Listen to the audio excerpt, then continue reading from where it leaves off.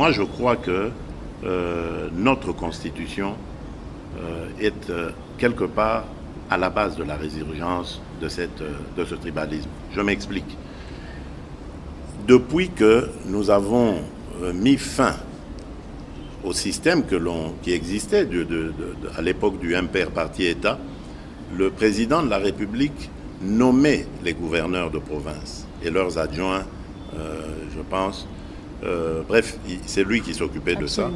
Et comme ça se passait à cette époque, généralement, le gouverneur qui était nommé dans une province X n'était pas originaire de cette province-là. Et ça a marché.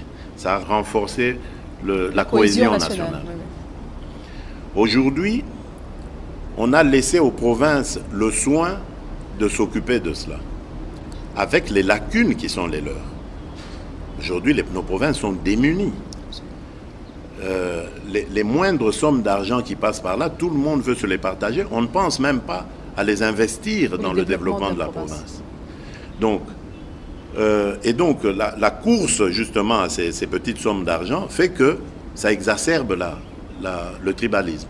On doit parler de clan, on doit parler de ceci pour que son candidat gouverneur passe, ainsi de suite. Ça a aggravé les divisions. À l'époque, on réfléchissait, quand on parlait, je prends un exemple, du Kasaï par exemple, Kasaï oriental, on ne voyait pas, quand on parlait d'un ministre du Kasaï oriental au gouvernement, mais les gens s'en contentaient, ils disaient, ah oui, voilà, on a un ministre au moins du Kasaï oriental. Mais aujourd'hui, ce n'est pas le cas. Quand vous parlez de ministre, oui, mais d'accord, oui, mais c'est un ministre du Kasaï, mais il est du territoire de Katanda. Nous, on en veut un pour Kabea Kamanga. Et c'est comme ça aussi dans les provinces que ça se passe. Et ça, c'est très dangereux. Moi, je suis vraiment pour ça, et je pense, si les Congolais me renouvellent leur confiance, je vais demander à ce que le Parlement revoie cela.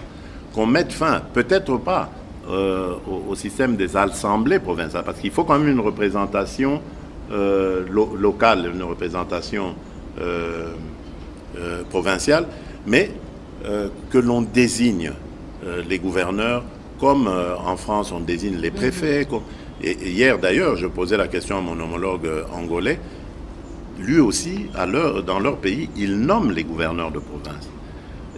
Voilà, je pense que les gouverneurs de province sont des grands commis de l'État. Ça ne doit pas être des élus. Les provinces sont multiples, c'est très difficile. On peut comprendre qu'il y ait une assemblée provinciale. On peut demander à nos juristes de se pencher sur la question et voir comment on peut faire cohabiter ces élus qui vont surveiller la gestion de ce grand commis de l'État, qui doit rendre des comptes, parce que notre Constitution le dit, il est le représentant du président de la République dans la province, il doit rendre des comptes à la hiérarchie, mais il doit être désigné par celle-ci. Comprenez dans quelle difficulté je me trouve d'avoir nommé un gouverneur, d'attendre des résultats, des rapports de lui, et d'apprendre un jour qu'il a été dégommé par l'Assemblée provinciale et que cette province n'est plus en situation de pouvoir être gérée. C'est un système qui tue la démocratie, qui tue aussi la gestion de nos provinces, et je crois que nous devons, en hommes avisés, nous pencher sur cette question et essayer de la résoudre de manière à ce que l'intérêt du pays soit mis en avant.